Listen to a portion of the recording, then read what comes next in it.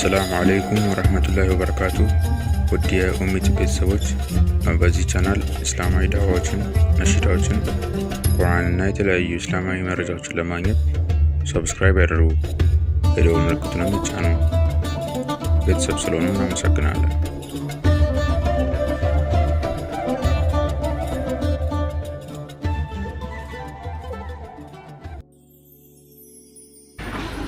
ህይወትን ስንኖር ብንከተላቸው ስኬትን የሚሰጡን የህይወትን ጥፍጥና በደንብ እንድናጣጥም ያደርጉልናል። 5-6 ምክሮችን አጋራቸዋለሁ። አስአሉላህ ተውፊቅ ወልኢኽላስ ወሰዳድ ወሰዋብ። አንደኛው ያለ ዓላማ አትኑር። አንድ አባት ተጠየቁ፣ በህይወት ውስጥ ትልቁ ሸክም ምንድነው ተባሉ። አባት ሲመልሱ ምን አሉ? ምንም ነገር አለመሸከም አሉ። ኃላፊነት ሳትሸከም ሚና ሳይኖር ህይወትን መግፋት ትልቁ ሸክም። ህይወት ውስጥ ግብ ይኖራል። አሳክተነው የምናልፍ አንድ ነገር ይኖራል። ታሪክ ስናገላብጥ የምንታወስ አንድ ሰው ነው። ወኩን ረጁላን ኢናታው ባዕደሁ የቁሉነ መረ ወሀዘ አልአሰሩ። ሰውሁን ሰዎች ካንተ በኋላ ሲመጣ መረ ይሄው በዚህ አልፏል የሚሉት ሰውሁን። ወሀዘ አልአሰሩ ፋናው ይሄ አይደል እንዴ? አቋቁሞት የሄደው ኢንስቲትዩሽን፣ ገንብቶት የሄደው መስጂድ፣ ያስመረቀው መርከዝ ፋና ምድር ላይ ይታይ። ዝም ብለህ እንዳታልፍ። ትናንት አብደላ ወንድሜ ሲናገር ነጃሽን ከመሰረቱት ሰዎች ውስጥ ረሂመሁላህ ያለው አንድ ግለሰብ አለ። ሰው ያልፋል ማለት አሻራ ሊኖረን ይገባል መሬት ላይ። ቅድም ስለ ሱሀይብ ብን ሩሚ ዶክተር መሐመድ ነግሮናል። ግማሹን ታሪክ ነው የነገረን። ቁርአኑ ግን ተያይዞ የመጣ ሙሉ ታሪክ አለው። አላህ ሱረቱል በቀራ ላይ አያይዞ የጠቀሰው 2 ታሪኮች አሉ። ታሪኮቹን ልንገራችሁ፣ ለራሳችሁ የትኛው ቦታ እንደምትመደቡ ምረጡ። አንደኛው ግለሰብ በነቢዩ ሰለላሁ ዐለይሂ ወሰለም ዘመን ወደ መዲና ገባ። ረሱል የታለው አለ። መስጂድ ነው። ወደ ረሱል ሰለላሁ ዐለይሂ ወሰለም መጣ። መስጂድ እንደገባም ለነቢዩ መሐመድ ሰለላሁ ዐለይሂ ወሰለም ሰላዋት ያወረድን ኢንሻአላህ። እንደገባም የአላህ መልእክተኛ እኔ በአላህ አምናለሁ፣ በእርሶም አምኛለሁ፣ ውስጥ ያለን ኢማን አላህ ያቀብኛል ብሎ ተናገረ። ከዛም ከመስጂዱ ወጥቶ እንደሄደ መዲና ዙሪያ የሚገኙ እርሻዎችን አቃጠላቸው፣ እንስሶችን ገደላቸው። በጣም የሚኮንን ስራን ሰራ። አላህ ክስተቱን ያየው ነበርና ይህ መጥፎ ሞዴል የህይወት ግቡ የተዛባበትን ግለሰብ እንደ ሳምፕል አላህ ቁርአን ላይ ጠቀሰልን። ወሚነ ናስ አለ፣ ከሰዎች ውስጥ አለ መን يعجبك قوله في الحياة الدنيا በዱንያ ህይወቱ ላይ ንግግሩ የሚገርም የማይተገብረውን የሚያወራ ويشهد الله على ما في قلبه ደግሞ የድፍረቱ ውስጤ ኢማን አለ እያለ አላህን ያስመሰክራል። እኔ ልንገር መሐመድ وهو ألد الخصام ድንበር ያለፈ ተከራካሪ። وإذا تولى ካንተም ዞር ብሎ ሲሄድ ያረገውን ልንገርህ سعى في الأرض مريت لي روتا ليفسد فيها مريت اللي بكل ويهلك الحرث والنسل زرننا عزرئت اللي أطفا يتنكساك أسسونو يسو بمطفو مدل الله تكسو قرآن لي كذاو سرا يايزو الله عند تاريخ اسكتل قل سابو قريش وسط بنور ሱሀይብ ብን ሩሚ የሚባል ወጣት በነቢዩ ሰለላሁ ዐለይሂ ወሰለም አምኗል፣ ወዷቸዋል፣ ወደ እርሳቸው ለመሰደድ ጓጉቷል። ቁረይሾች ግን ሊለቁት ፈቃደኛ አይደሉም። አንድን አሳቻ ጊዜ መረጠና ወደ መዲና ስደት ሾልኮ ወጣ። ሲወጣ ግን ቁረይሾች ደረሱበት። ሄደን መያዝ አለብን ብለው ተሰልፈው ጦር አዘመቱበት ፈረሰኞችን። መንገድ ላይ የሄደ ያለ ተከበበ።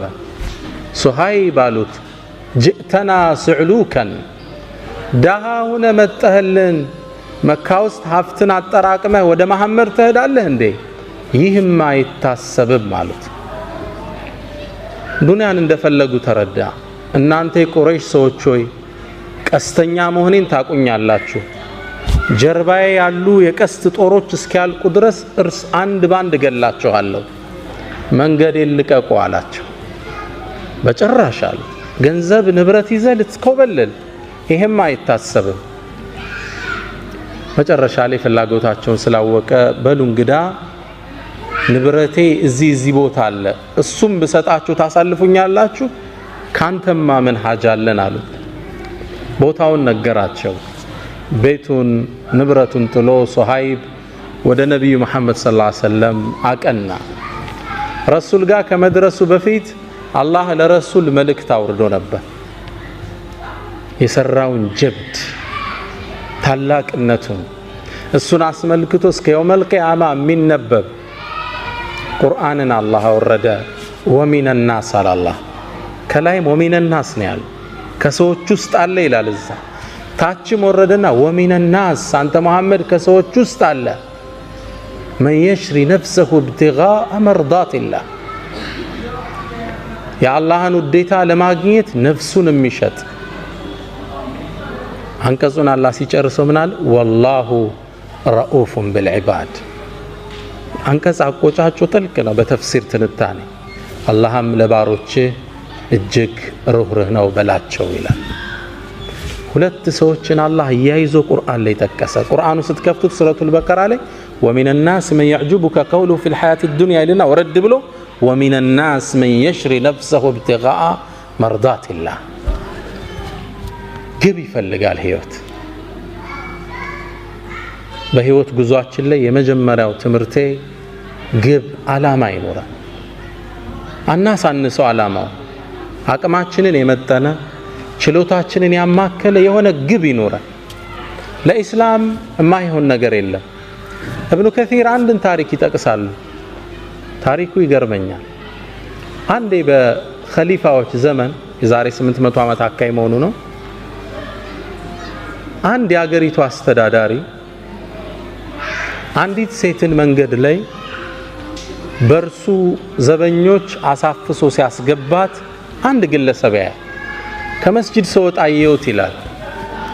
ይችን ሴት በግዴታ ወስዶ ከተታት። መጥፎ ነገር ሊሰራባት እንደሆነ አውቄያለሁ። ወደ ቤቱ ተጠጋውና እባክህን ይችን ልጅ ልቀቃት ስለው ሊለቅ ፈቃደኛ አይደለም። እንዴት ይችን ልጅ ጥያት እሄዳለሁ? ሴት ልጅ ነች፣ አቅም የላት፣ ሊያበላሿት ነው። ይሄን አይቼ ባልፍ አላህ ይቆጣኛል። መልቀቅ አለብህ ብዬ ተታገልኳቸው። መጨረሻ እኔንም ስበው ከተቱና ጨርቅ አርገው አወጡኝ ይላል። በጣም መቱኝ፣ ቆሳሰልኩ። ከዛም ለራሴ ምክንያት ሰጠው። እንግዲህ የቻልኩትን ታግያለሁ፣ አልሆነልኝም፣ አደማምተውኛል፣ ወደ ቤቴ እሄዳለሁ። እርምጃ እንደጀመርኩ ልጅቷ አሳዘነች። ስለዚህ ምን ላረግ እችላለሁ?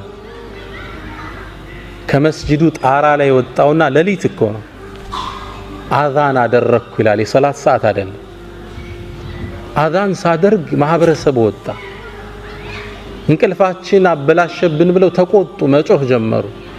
ልክ ሲጮው አካባቢው ላይ የሚያልፉ ፖሊሶች መጥተው ያዙኝና እንዴት የሰውን እንቅልፍ እንዲታውካለህ? ወደ ኸሊፋው ነው ምን ወስደሃል? ውሰዱኝ። ወሰዱኝ። ለምን ያረክ ብለው ጠየቀኝ ኸሊፋ ሲለኝ ይሄ ዘመድ ታቀዌል የኛ ሀገር አስተዳደር አው እንዲያደርገው የሆነችን ሴት አድኗታል፣ አስለቅቃት ነው። አው ስትጣራ ያቺ ሴት ታስራለች። ኸሊፋው እንዲለቀቅ ይችን ሴት አደረገ። ያን አስተዳዳሪ ከቦታው አነሳው። ከዛም ኸሊፋው ምን አለኝ አለ፣ በል ከዚህ በኋላ አገሪቱ ላይ በደል ስታይ አዛን በላለኛል። አመታት ተላለፉ። ከአመታት በኋላ አንድ ሰው የአንድን ሰው ንብረት ዘርፎ ታየው። የተከበረ ትልቅ ሀብታም ነው። ዘርፎ ታየውና ሄደው ቢጠይቁት ሊሰጥ ፍቃደኛ አይደለም። ሁሉ ሰው ሄደ፣ አልተቻለም። መጨረሻ ላይ ይሄ ሰው ሰማ። ወደዚህ ግለሰብ ሄደና ብሩን ትሰጠዋለህ አትሰጠውም አለ። በጭራሽ አለ። እርግጠኛ ነው? አዎ አለ። እንግዳ አዛን እላለሁ አለው። ግለሰቡ ንብረቱን አወጣና ለሰውየው መለሰለት። የህይወት ግቡ ምንድነው? እዚህ ሰው አዛን እያለ በደልን ማስወገድ ነው። አናሳንሰው የህይወትን ግብ። ትልቅም ነገር ማለት አይደለም፣ ብቻ አሻራ ይኖራል፣ ትንሽ ሚና ይኖራል በህይወት መንገዳችን ላይ። ዱ ሞስታ ፕላኔራ ብያለሁ በእናንተ ቋንቋ።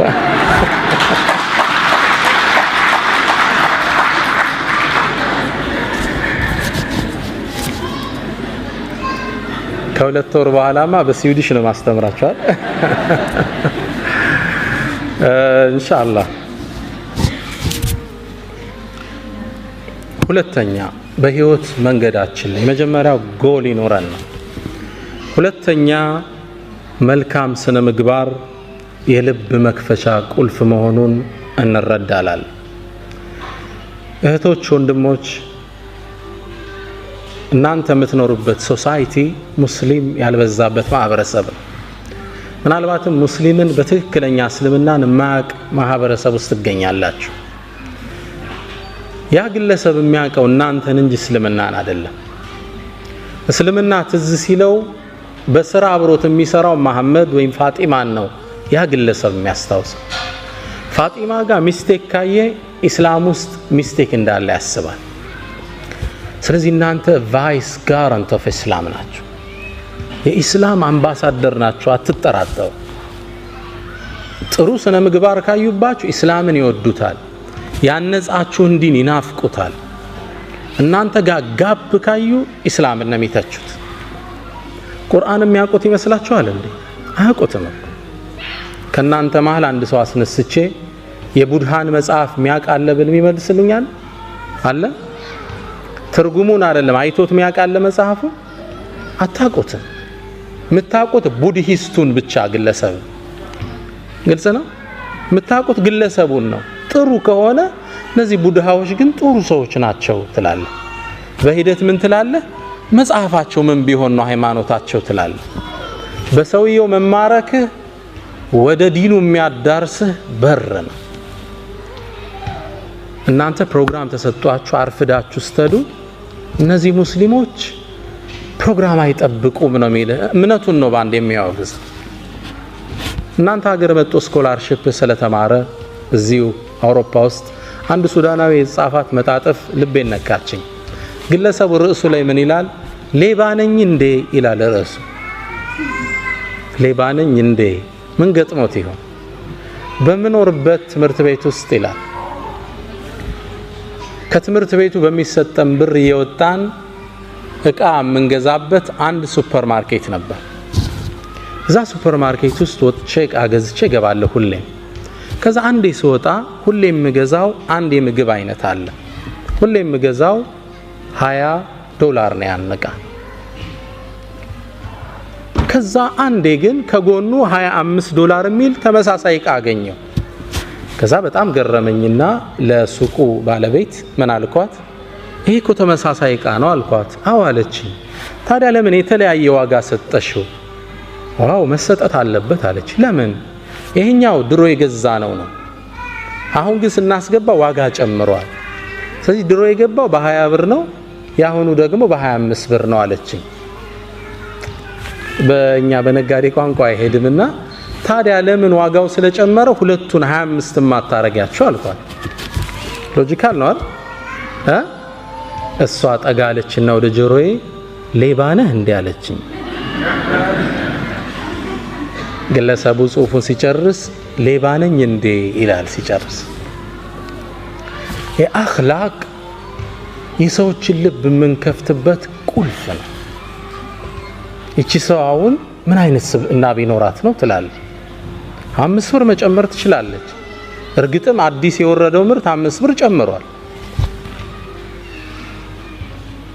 አኽላቅ አደራችሁን ስፔሻሊ እናንተ ዘንድ ትህትና ይፈልጋል። ለቀጠሩ ታማኝ መሆን ይፈልጋል። እውነተኝነት ይፈልጋል። አገር ቢያስወጣ ስነ ምግባር ወደ ሰዎች ልብ የምንሄድበት መንገድ ነው። አደራችሁን። እኔ እዚህ ዩሮፕ ውስጥ ማየው ፓርቲ ገርመኛል። ሳነብም ስከታተልም ደስ የሚል ኢስላሚክ ማነርስ በዘመናዊ መልኩ ተቀርጸው እናያቸዋል። እና እናንተ ደግሞ የሙስሊም አምባሳደር ናችሁ። በስነ ምግባር ጉድለት የምንፈጥረው ሰዎች ላይ የባህሪ መናወጥ ብዙ ሊያስከፍል ይችላል። አንተ አንድ ሰው የሥራ ባልደረባ ነው፣ አበሳጭተህ አስቆጥተው ብትሄድ ያ ሰው ቀኑን ሁሉ ታውኮ ቢውል አላህ ዘንድ አንተ ወንጀሉን ትጋራለህ። አንድ ጸሐፍት ምን ይላል መሰላችሁ? ድመቷን ማን መታት ይላል። ማን እንደመታት አብራችሁን ይፈልጉ። አንድ ትልቅ መስሪያ ቤት ላይ የሚሰራ የቤት አስተዳዳሪ ለስራ ይገባል። ሲገባ የድርጅቱ ዋና ኃላፊ ተቆጥቶ ነበር። በዛን ቀን ባህሪው ጥሩ አልነበረም። ልክ ስራ እንደገባ ያንን ግለሰብ ወረፈው፣ በጣም ሰደበው፣ አበሳጨው። በጣም ተቆጥቶ አእምሮ እንደጋለ ወደ ቤቱ ነዳ፣ ድራይቭ አረገ። ቤት ሲደርስ በሩ ጋር ማን ጠበቀችው? ሚስቱ ጠበቀችው። ከዛ የተቀበለው ሙቀት አዘነበባት።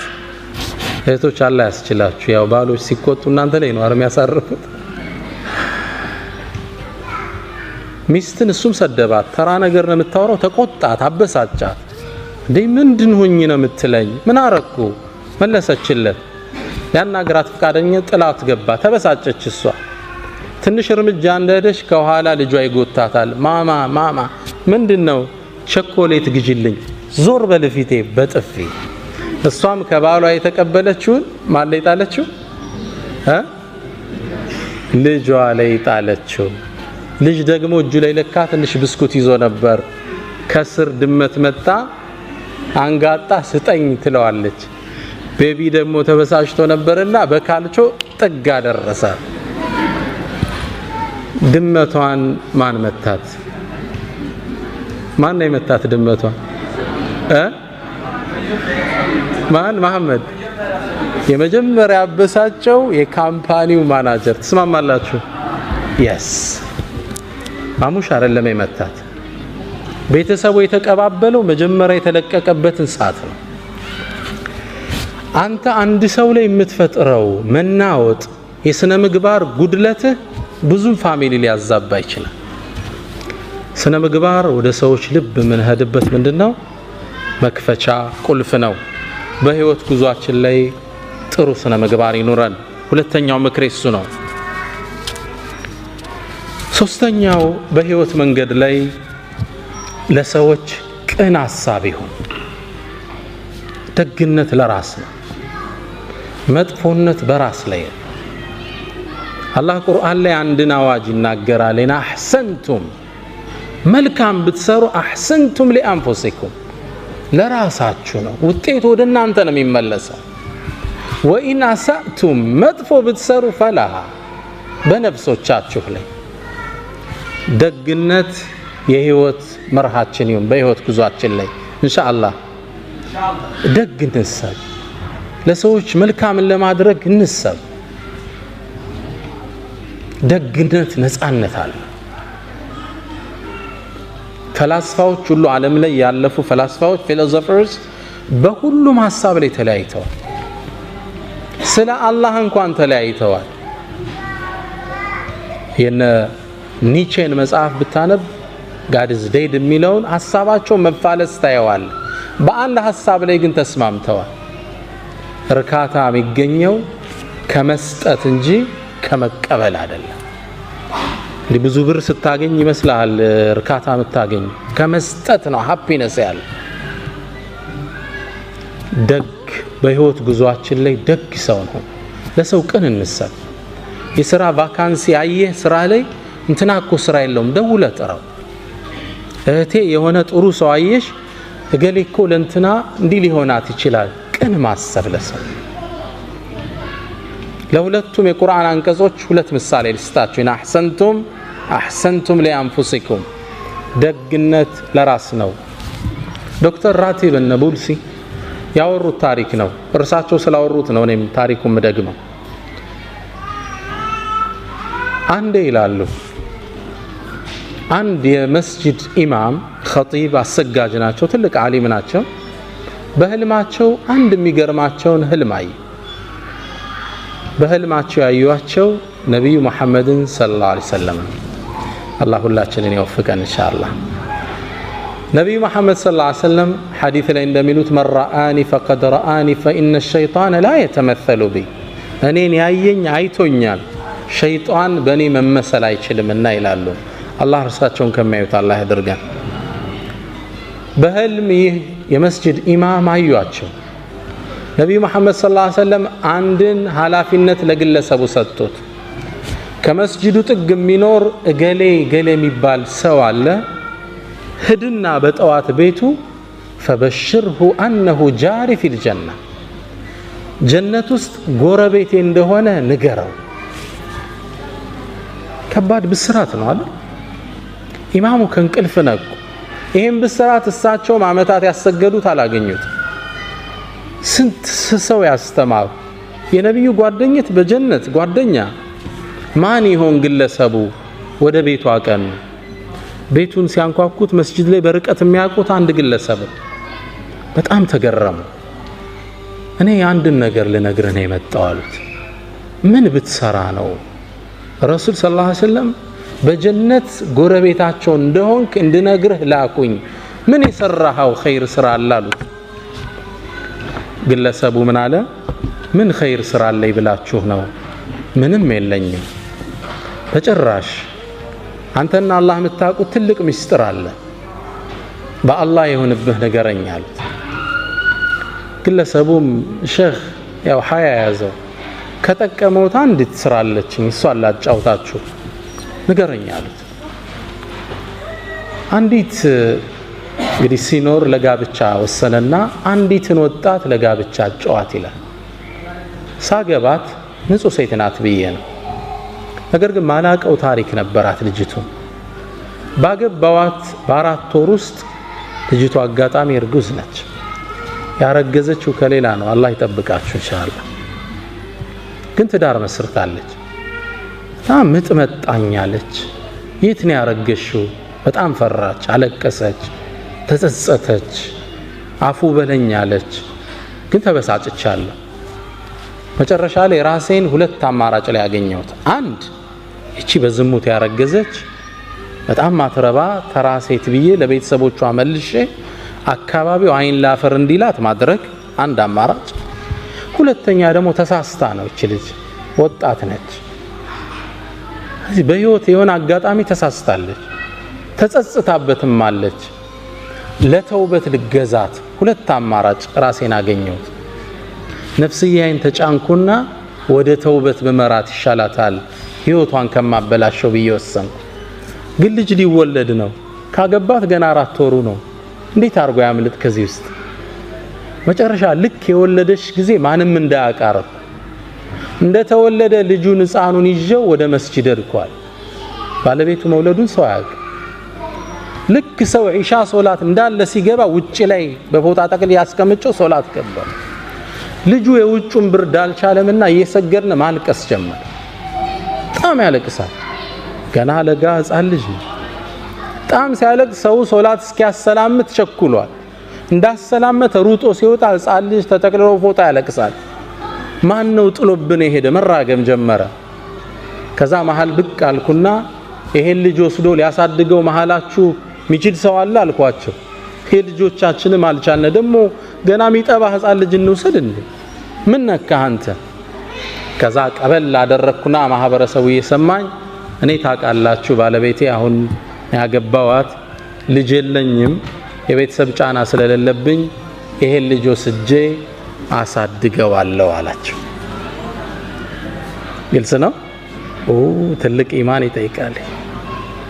ከባድ ነው።